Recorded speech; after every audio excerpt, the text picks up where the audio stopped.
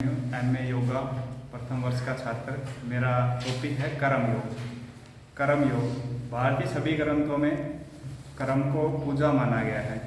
कर्म का अर्थ होता है क्रिया या कोई भी कार्य करना जो कि शारीरिक या मानसिक रूप से किया जाए, वो कर्म है। गीता के अनुसार कर्म योग, गीता के अनुसार जो भी हम कार्य करते हैं, चलना फिरना, उठना बैठना है, सोचना, ये सभी कर्म है। गीता के अनुसार 3 प्रकार के कर्म बताए गए हैं। इसमें है कर्म, अकर्म और विकर्म। जो कर्म है प्रथम, शास्त्रों के अनुसार और जो वेदों के अनुसार जो भी कार्य किए गए वो इस कर्म के अनुसार आते हैं। एवं सामान्यतः कर्म इंद्रियां एवं ज्ञान इंद्रियों द्वारा जो भी चेष्टा की जाती है वही कर्म है। अकर्म, अकर्म अर्थात कर्म का अभाव।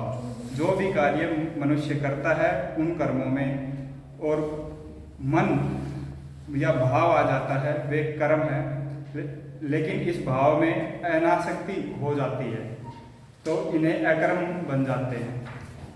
विकर्म, विकर्म अर्थात पाप कर्म, जिनमें नकारात्मक दृष्टिकोण होता है वे विकर्म कहलाते हैं।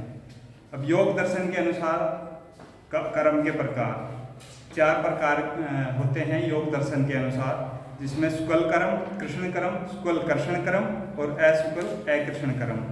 शुक्ल कर्म होते हैं वे अनुसार कर्म। इस वैदिक ग्रंथों के अनुसार कर्म होते हैं विहित कर्म, निषेध कर्म। विहित कर्म 4 प्रकार के होते हैं: नित्य कर्म, नैमित्तिक कर्म, काम्य कर्म और प्रायश्चित कर्म। निषेध कर्म वे होते हैं जो शास्त्रों के अनुकूल नहीं होते, जैसे हिंसा, झूठ, चोरी आदि। वेदांतों के अनुसार कर्म संचित कर्म, प्रारब्ध कर्म और क्रियान्वय कर्म। संचित कर्म वे होते हैं जो पूर्व जन्मों के कर्म होते हैं, उन सभी अच्छे बुरे कर्मों का जोड़ हमें इस जन्म में मिलता है, वो संचित कर्म। प्रारब्ध कर्म संचित कर्मों का